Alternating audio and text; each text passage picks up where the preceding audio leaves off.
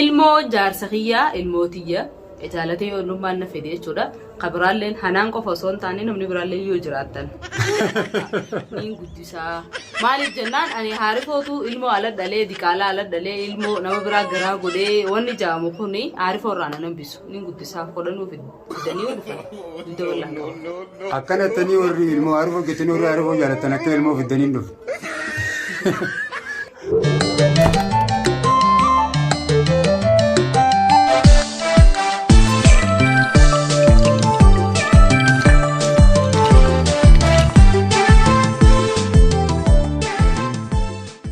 عليكم ورحمة الله وبركاته كبجمتوتا في هردفتوتا خينيا سلامني خينيا يدو جرتني تسنا ركبو كان كريستانا كان إسلاما كوا كيفتا هندي خيسانو إسين جالنا أرانتنا مال كبتدو تيجون كيسانو لونو ميوسوني فين هاسو تنسيني سلامتا جمدو ماشي تيجاتين دبرس السلام عليكم ورحمة الله وبركاته هردفتوتا كبجمتوتا خينيا كم نجا فيه كبتني جرتني جباتني سنجتا الحمد لله نتنجي كمنا أرجع maalgoota dachaasii wajjini dachaasii fati wallola mitihi warri attanii sangan qabdanii dhugaadha. Foon muran maaltu aduuda jaansa foon muran xannacha toofajanisa foon muran coraatu aduuda janisa mbeenyaan oromoon noo makmaaktii komantii jalatti warri beekan nu deebisaadha. Akkasii akka fedhellee ta'uu waan fedhellee ta'uu obboleeyyan abbaa mana kiyyaati jechuudha. warri immoo ayyaan obboleeyyan abbaa mana keetiillee yoo ta'e nama sinfeenee hin fadhinii nama si jibbiinaan jettanaani yaani dhugaa keessanii nama na jibbees nama na jaalatees rabbi jechaan jaaladha. Kan na jibbees humaanan godhu kan na jaalatees humaanaaf hin godhu garuu rabbi jechaan jaaladha. Kan na jibbee kan na jaalate hundaa'u jechuudha. Garuu akka fedhellee ta'u booda ilmoon anaariif of dhaluu fi adeera ta'an waan ta'eef sanifin foon muran daddachaatu aduudaa jee waa hunda bira kutee jechuudha hordoftota kiyya.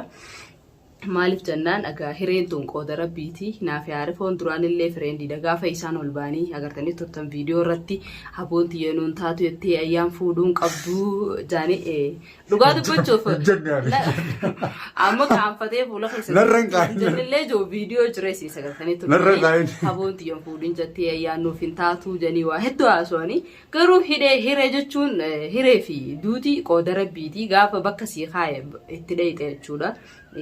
Akkaati qabattee eegamu waan ta'eef naaf yaaduu wal fuunee abbaaf manaa fi haadha manaa taanee alhamdulillah kana booda garuu namni adda baasuuf waa hedduu dalagu jirullee ni jira. Ani garuu gaafa balloodha jaalala keessatti waa hedduu waliin dabarsee aarifoo arra gizeenii fi namni isatti diinni itti baay'ate sababa kiyyaan diinni itti baay'ate dhiisee deemuun waan natti hin tolleefiin roorroo san hunda gurgufadhee injifadhee bira darbuuf tarkaanfachuu jira. Isinillee du'aayinaa godha dartoota kiyya nama dhugaa wal jaalatu du'a rabbii malee namni adda baasuu hin danda'u yoo rabbi adda baase maleedha. Isaanillee waa hedduu haasawuu turan jechuu barbaadeeti garuu isaanii miti rabbiitu adda nu baase waan ta'eef garuu amma dhugaa dubbachuuf wallaahi onneerraayin dhiifama godheefiitiin jira dhugaa dubbachuuf onneerraa dhiifama siifiitiin jira. Hordoftoota fi kabajamtoota kiyya dhugaadha namni tokko wal lola walitti fayya walitti aarree antumaashiitii duraan samtuuf hin qabu nama mara dubbatu malee nama keessi kiyana diivaati. Narrallee obboleessa haati wajjin dhalteetu narra hamaadha. Akkuma agartan viidiyoo irratti antumaashiitii yenumaan fadha duraanis isiitu nan feeneen waan hin dubbadullee dubbachaa ture amma immoo hangaraarraa dhiifama godhee gaaffiin qaba asirratti atis sis tahee faamis tahee ayyaan nun feetuu jettan fakkeenyaaf akkaan isin feene kana takkaa'oo ilmi keessan haarifoon ilma keessanii amma atii fi inni ilmaan habooti faamii wajjin ilmaan aadaati tokkuma jechuudha. Ilmaan haboo jechuun harma tokko nama lugu jechuudha. Obboleeyyanii waliin sin fuudha yoo dhalaa ta'es jechuudha. Ilmaan haboo obboleeyyanuma siifi faamiinis obboleeyyanuma haarifa hojii tokkuma jechuudha. Garuu ayyaan nun feetuu nutiis ayyaan hin feeduu ayyaan fuudhuun qabduu jettan. Garuu haarifoon kana hunda dideeti tarkaanfatee dhufee na fuudhe haa ta'u garuu mee fakkeenyaaf akka nama takkaatti wanni narraa jibbitan sun maaliif akkaan isin hin feene yoo maaliin beekuu dandeessa? Amma na dhagayan waan inji amma maduraas viidiyoo naaf faamii waraabne gaafa naaf faamii wajjin. Ati nan feetuu jettee barammaa uffamii kaaste isin nan feenee jettee biree amma? Laala amma فاهمين جزء مثلا كنا عنجي مالي بيسان كان يجيب بتابو جولة أنا ربي ولي فدو دنديا هم بلالي فتين إسان هاول فودا يوفدان أتجي دبي وان كان غير سابودني كوشة فمتاين جي كساسو يردي بيتي فيديو سنة كيف تشودنديس سنيفو أنيم بيخوان جاللا نمني تكو نمول جالتي نوديسي نوبليجنديسي هذا أبانا دباسون دندو ركاتو بتشوف ساكا سمسا وان كان هم توانين بيخوين فاهمين أكاسجي أما وقتي فيديو سنسير تندا كيفانين أكاسمان جي سماتو أمان تنبر أني سيتو نمفيني جتي أما سيتو جي أكان سنفيني فكينيا فاهمين نانجي سنفيتو سنجي تجون أنا أبتيس نمفيتو نانجي نمفيتو وسنتاني أكان من الراجع كاللفتي أكان نم تكاتي نوجول برتاني تكاو عارفون نفودي منا عارفو تيجولا مني عارفو كمان خيساني تو بليس خيو واسوان تيفي دفتاني منا خيا خانا ندياتاني وان أكان سنجيبو نغري نافي عارفونو خاجالتي تينيا تكاو تلفونا والدبسنيرو تكتكا والبرا دفني ولا غرامله ولينجراني أكان جبانا نسيني قبو هين أجر جتودا. قابا سندوبي والفوني بريسين. أسمع والفوني رئيسين نمفيتو فكينيا فكان نسين فيني خنا مالين بيخودن ديسان مي. سايكولوجي من لالله فاهمين أكين أنجي منا ندو فينا أمرياتي.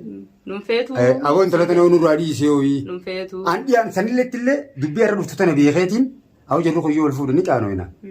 إيش أدنور كندن دنيور جالة نيجيني إسقور سودو. أما مي حاسو تنقد دنور دفتو ترتي. إيجا نوردوفتو تافي كبجمتو تخيّا خنو فولا خيسندرو جرا أمّل ديفا منا قول. والله ديفا ما سيقولتي. غرارا. أني رانديفا ما سيقولتي. ديفامني خرب ديتي نمني.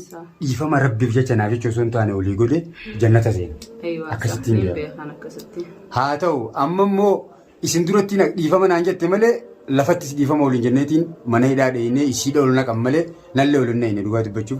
dhiirolina yooni haadha manaa duusaa isiin ol seentee laaltee na gaddeebitee an halaaluma irraayin arkee akkasitti dhufee fuula keessan duratti warri duraan bira dheeyxee isii wajjin dheeyxee laaltuu mucaa dubrii keetii naan jettan warri keessan dhuftanii na dubbiftan saniifin viidiyoo kana qabadhee dhufe saniifuu aarifoo du'aayii godhaaf ni ba'a namni gaafa roorroon galte haradda dhaquun qabnu arra wallolluus amma ayyaan waa hundaanuu nu mootee jirti saniifuu waan takka takkaan wajjin haasawaa jeetiin Sinduro teenya asoo jirra meegaa nu hordofa waan isiin jettu mee ammaan tana wani nu dhufeef guddoon takka akka gartee inni itti bahuu danda'utti namoota ati isaa onii wajjin haasoytee gaa sumaan na duusaa wajjin haasoytee baasuu jirtu sani dabalamee waan barbaachisu godhee isaanii wajjin mana hidhaa irraa akka gabbaa'uun godhuufadha. jechuun amma alhamdulillah wanni hundi dhumtee jirti inshallah khayruma kana booda xiqqoo tura malee ni baha akka silaa wanjala kana itti irratti uumanitti hin bo'u jechuudha arifoonni lubbuun hin bo'u qadiyyaamtu aywa wanni hundinuu dabree jechuudha nasiiba qaba inleeni khijiba san namni dhaabbatee irra falmee dhugaa jiru kanaa jee itti falmee sin jiru waan ta'eef irraa laaffatte namni gaa du'a siif qoode ammallee ani hordoftoota kiyya dhugaa dubbachuuf obboleeyyan ilmaan adda takkaatii asirratti illee hamtuullee dubbachuu hin barbaadu lafattis ta'ee isin birattis ta'ee hammeenya isaan jidduu jirullee hin dubbadulleedha maaliif akkamitti akka isaan walitti dhufanii wal gorfatanii yaada malee akkamitti akka isaan hijaa walirraa kafalatanii yaadu jechuudha fuula duraafis ta'ee jechuudha maaliif yennaan gaa ni jaama dur jaamu obboleetun eega jidduu dhuftee ilmaa warraa wal fixanii waan jaamu takka jira waan ta'eef. Finnu wal si waliin dhufu jira. Jechuun fakkeenyaaf yoo nama akka inni dalagochaa har'a faamiin harifoo irra dalage kana harifoo lafaa ka'ee gaafa hidhaabee jechuudha akkamiin waan akkasii nagootaa yoo barbaade lubbuu namaatiif dhufuu ni dandeessi waan ta'eef maaliif jennaan yakka kanaatu yakka badaadha waan ta'eef. Garuu ani ammaan tanaawu harifoon faamiin akkamitti akkana godhaa jee gizee inni lolu faamiin hin goone faamiin godhullee obboleessa sarara xiqqaatii waan akkanaa yaadinii ati akka inni ijoolleedhaan inni qaamaan nama guddaa malee faamiin ijoollee ni beeytaa kanaafuu faamii dubbii faamiitiin adeemtee atillee waan biraa akka hin balleessinee jeetti dubbachaatiin jira jechuudha isallee ammallee. Amma ati faamii dubbistee silaa eegannee hidhame kana. Faamii dubbisee manguddoonillee nama itti fidee haasessee yoo inni hanaan fuudhee fayyaan tiyya sanumaan anjee ture jechuudha. Inumaanan isaa guddaa. Agartanii turtanii isinillee viidiyoo irratti isinii gaddiseen ture akka inni yaanneetti jechuudha kaameraa kaa'ee nama wajjin namni dawwalee isa yaamee dhufee Ani yoo hofanii fi yoo numa ayyaan dhiisee hanaan fuudhee fayyaan xiyyeeffatu masanii jechuudha. Memma inni ijoolleedhaa itti dhiisi hawwaan isi gaafa dhuunfaa maasirratti. Hanaan tun anillee namannee arifoo annaa hojii turee waliin guddannee dila kana baalagummaa isarratti hin beeku. Naamusa isaatiin hin beeku. Yoo ilmoon tun dhugaa taate namni tokko ni khalaxe. Ilmoo tana inni guddifatte moo akkamiiti? Amma silaa akka isa fuudhan ni hin beeku. Akka isa fuudhuus hin barbaadu. Jechuun ilmoo jaarsa kiyyaa ilmootiyya. Ilmoo jaarsa kiyyaa jechuun naaf illee fuula duraa waan dhaluu ta'eenyuu fi nama inni jaalatee fakkeenyaaf akka nama takkaatti Arifoon anaa'u haadha mana isaa haana godhatu malee anaa'u mana isaa na galfatee sirraa'uun dhalle. Narraa'u dhaluu dhiisi. Anaa'u takkaatu na qafatee miyaati yaa'uu hin beeku jechuudha. Ganaa inumaa dhalaa biraa fuudhuuf yaaduu dhiisi. Guyyaa takkaaf anaa'u na fuudhee na haqqafatee aara nan baane yaada nan baane halaalan na yaaduu maleedha. Yoo xiqqaate waggaa 3 ni ta'a naaf inni hoo jaalalaa waliin jirru eega bultii jaarrees baatii 3 fi aan akkas ni beekani. Baatuma lama na fakkaatti. Eegani haa wal godhannee bubbullee laakiin guyyaa takka wal agarree hin beeknu. Garuu asoo anaa'u akka nama waan bareedduu takkaaf hawwu jiru hojii jiraatuuf yaadu jiru rabshaan biraa irra dhufe. Kan rooroo anaatu irra dhiibee malee nama biraatii miti niin fudhatatana inshallah khairumaaf hundinuu laakiin siitu godhee jettu ilmoo jaarsa kiyyaa ilmootiyya jaalatee yoo lummaan na fedhe jechuudha qabiraalleen hanaan qofa osoo hin taane namni biraallee yoo jiraattan niin guddisaa maaliif jennaan ani Arifootu ilmoo ala dhalee diqaalaa ala dhalee ilmoo nama biraa garaa godhee wanni jaamu kuni Arifoo irraa na nambisu niin guddisaa fudhanuu fidanii yoo dhufan duuda bal'aan qaba. Akkanatanii warri ilmoo Arifoo geetanii warri Arifoo jaalatan akka ilmoo fidanii dhufu. Amma duuba. Dhiiga adda nama baasaa. Dhiiga adda nama baasaa. Ani Arifoon akka nama takkaa waan takka akkam balleessine ittiin amana. Amma ananee tana takkaa dubbistee amma eegannii. Maaliifi jennaan ani hanaan waan kana hunda akka nama takkaa ni hin beeka wanni kun eessaa akka kee akkamitti akka godhamu jiru ni hin beeka. Garuu waa hedduu ol bee miidiyaa tanarratti naasoo malee. Tokkoffaa irratti hanaanii fi Arifoo afaamii wal mari'atanii waan kana godhan malee ittiin qaqadhaan akka Arifoon hanaan guyyaa takka dhiisi janeetu salaamataa irra qaree hin beekne ni beeka. Miseenjeraan dhufteeti jechuudha Arifoo FB'n isaa na bira jira hasaa xiyya na bira jira hasaa isa bira jira xiyyammoo isa birallee ni jira. Waliin fayyadamna sooshaal miidiyaa kana naaf inni jechuudha. Eega garee jaarratanii waan kana afaamiif siin godhuu yaadanii. Dhufanii dhuftee sagalee qabdee fi sasalaamaan tana kadhachaa oltaa midrees jetteeni gaafa sanillee garuu anuma bira jira anaatu haaseesii waan isin jettu laallaa sagalee qabii fi jee dubbisiisee ture sanbooda isiillee sagalee miseenjeraa waliin haasawanii wal dubbisanii inni ayyaan malee ani dhalaa biraa hin barbaadu jeeni meeshaalee anaan mana bitaa eenyumaa meeshaan mana bitti naa bittu malee siin jettu bar walitti hundeemanii.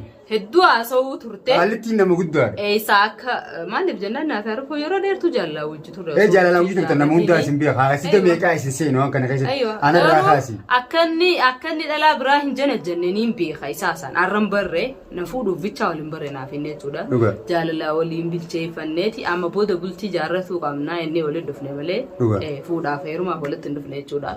Tolchee bareecheetiin beeka waan ta'eef garuu wanni kun kijiba akka taatee sittiin amana silaa dhugaa taatee irrumaayii nafa ture garuu waan kijiba taatee fi waan tolchee bareechee beekuufiin yoo dhugaa taatee irraa hafuuditi yoo dhugaa ta'ellee ilma guddifanne yoo dhugaa ta'ellee namni hin kalallee hin jiru ni kalata kanaaf inni waliin qabnu jaalala dhugaa jiraachuun murteessa malee yoo dhugaa ta'ellee ilma namaa ta'ee ilmi namaa hundi ni kalata rabbi waan hin taane.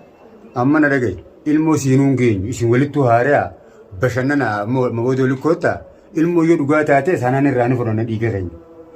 Isiin ammoo walittuun deeman qaallitiin nama guddaa Arifoo qaamaa guddaa malee xiqqaa anniin beeka. Isaa fi faamiinis xiqqaa. Kanaafuu yoo jaalatte haruma gabaabaan dhuftee kun oduu tana yuutubaroonni lama fuudhuu eegalee isumarra jaalattee akka ilillii milkootetti milkaa'ootti yaadde waan kana hin beeku malee hin fakkaattu. Hin fakkeeffannee fakkeeffadhuu wannaa nama. Garuu ammoo ani kan hin dhaamuuf anaanis ta'e abbaa fidees ta'e namni Arifoon ayyaana irra fuudhaa jettanii yaaddan. Gubaa gataan isiniin jira. Bakka qabdee beekta. Bakka hin qabu osoo hin taane naaf inni waan dabarsinee horii as geenyaniinis ni beekaa. Jaalala dhugaa mi'ooytu. Bakka isaan hin geenye. Egaa hordoftootaa fi kabajamtoota keenya taakkanaati. Egaa dumaashiitii biratti argamaa ati dhugumaan dhiifama naa goote. Barka dhugumaan. Wallahi dhiifama si godheetiin jira. Maaliif jennaan? Ayyaan teenya barka gubbaa. Namni dhiifama namaaf hin goone. Ani yoo aara qabaatti. Laala amma booda yoo nufi kanatti aaru ta'e karaara dhaabu dhagaa fudhu nafattu isiifin furadha. Lakki dila sambaala geetee karaarra si. Jaalala nu jaalattu nu gorsiisti malee hammeenya tokko sitti hin furadhu jechuudha. Yoo ammoo karaarra natti aarte dachaas maaliif akkas taataati? Naan jette sitti hin gammada. Yoo ammoo garaa keessa waa qaqqabattee achumaan qimii takka kan garaa keessa qabattee qonoqeetu ati sarrabbittiin si dhiise. Ifa baatee awwa ati akkanaati jettee na dubbachuu irra wayya.